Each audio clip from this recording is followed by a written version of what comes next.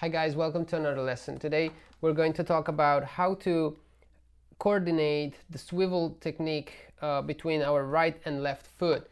So many of you guys ask me how to, once you can actually do the motion with each foot, how to put it together, if you should start from inside or outside and stuff like that.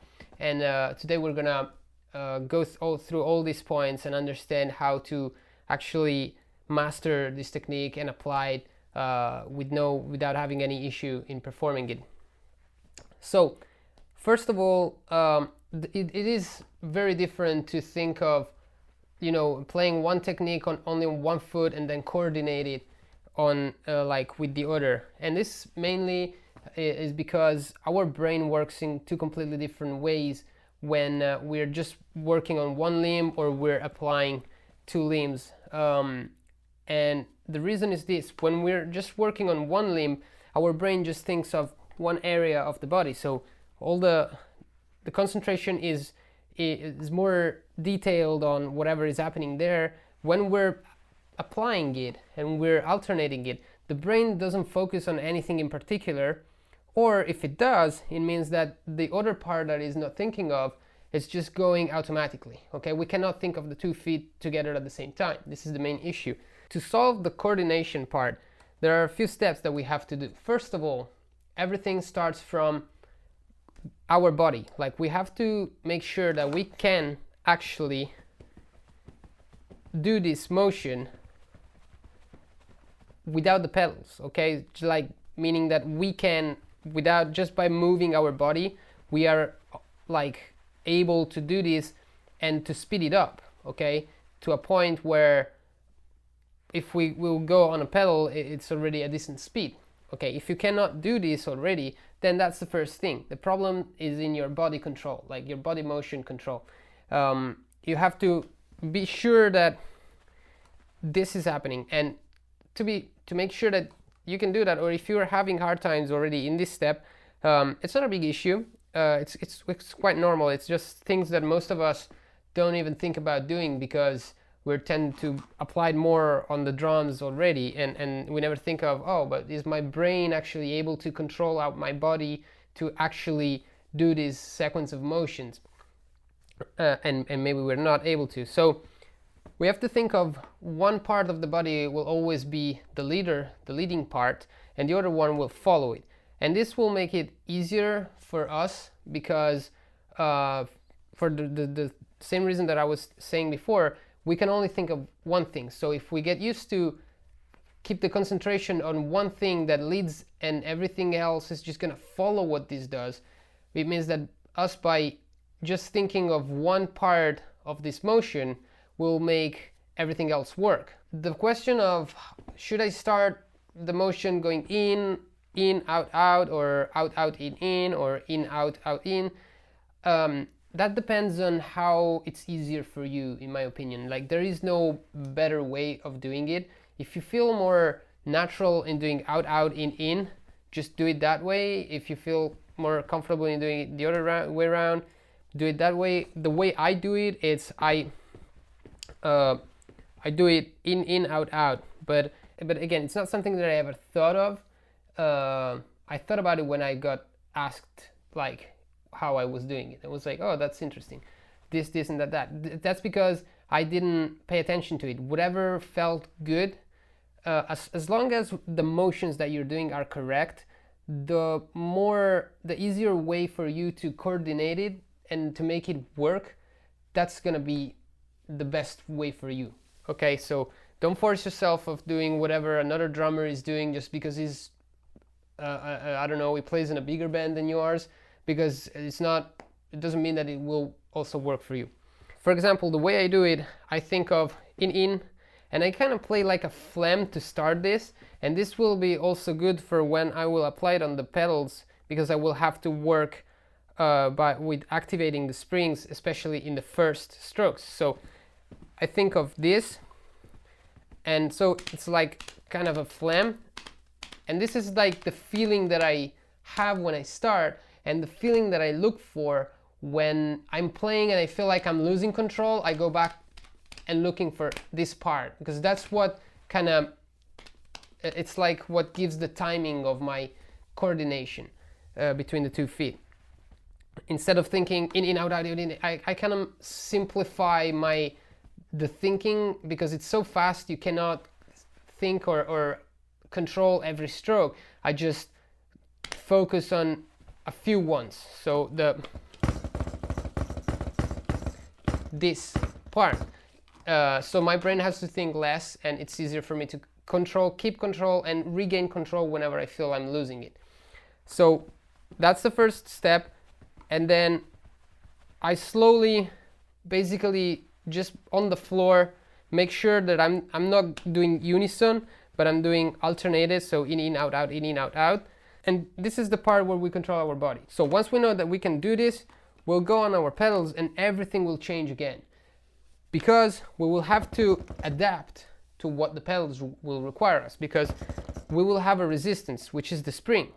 So there's where all the big issues come out, because if we don't have enough control of our body to adapt ourselves to what the pedal is requiring, we will have a hard time in applying this. Okay, so the first step is going to be this one. It's going to be activating the springs.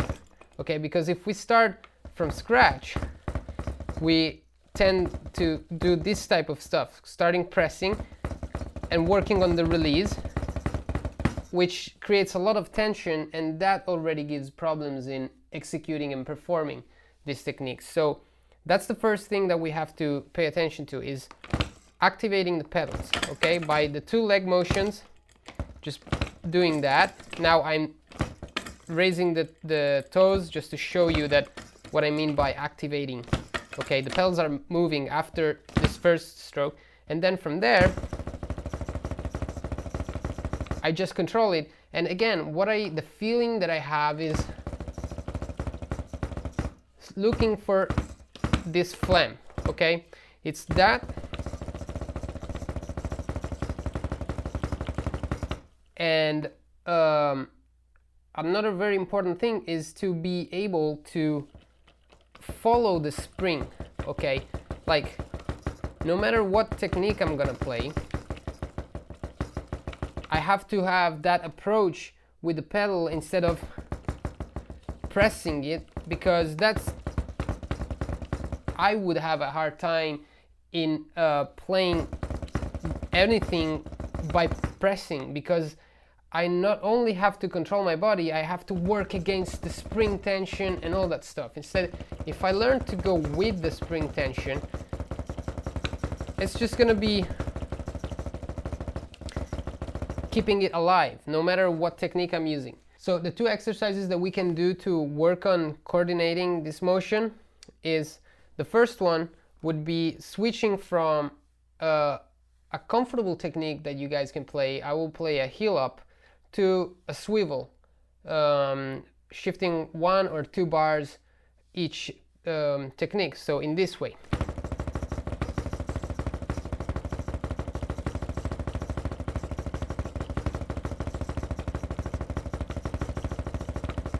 So by doing this, of course in the first technique, so my heel up, you should be in your comfort zone. So a technique where everything is working, and instead then when we shift to the swivel, we just have to kind of keep the momentum going, keep that motion going, and just, you know, throw our feet in doing that, in controlling the pedal swinging with the swivel, and then going back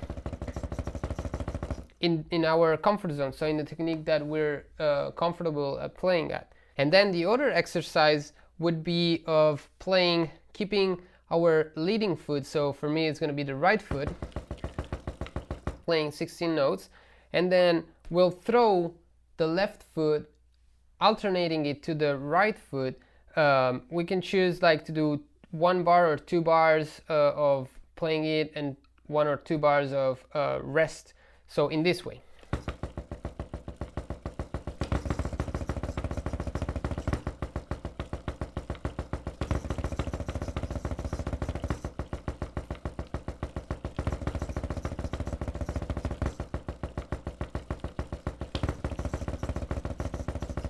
so this might be a little bit more difficult to do, because whenever we throw the second foot in, it's not so easy to get exactly the right timing, but this will develop your that phlegm feeling that I was talking about, because that's exactly what I do. It's just looking for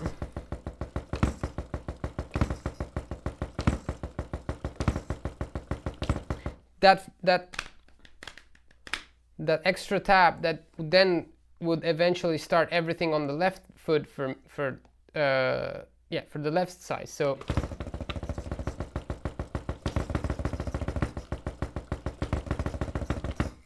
okay, and also this is great for balance, because of course that's also something that has to do whenever we're applying and playing any feet technique, because balance has a big role, especially in double bass drum.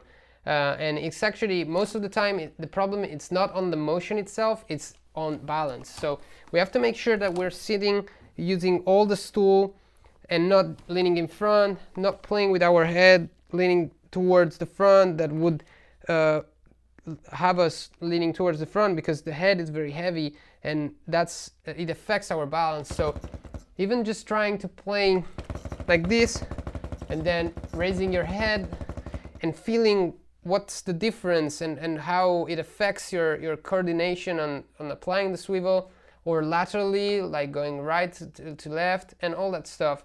And make sure that you can stay in this position, so with your heel raised and not pressing the beaters on the pad. Once you feel comfortable in doing this, it means that you have your ankles completely free to to do whatever you want the pedals to do. And so from there you just have to deal with the pedal and the pedal spring reaction, basically. Okay, so the way of coordinating the swivel is by making sure that we can actually coordinate it on the floor without having the pedals, and then go on the pedals and make sure that we can follow the spring, and then it'll just be a matter of following it, keeping it alive, controlling it with the swivel. And so by doing those two exercises that I showed you, that's the way to fix this. And the last thing is the balance. So make sure that you have the freedom of having your ankles completely free and not having the weight to deal with the weight of your body, so feeling extra tension in this part of the leg usually, or not being able to not to press on the pedals. Okay, so have a good practice and I'll see you next time.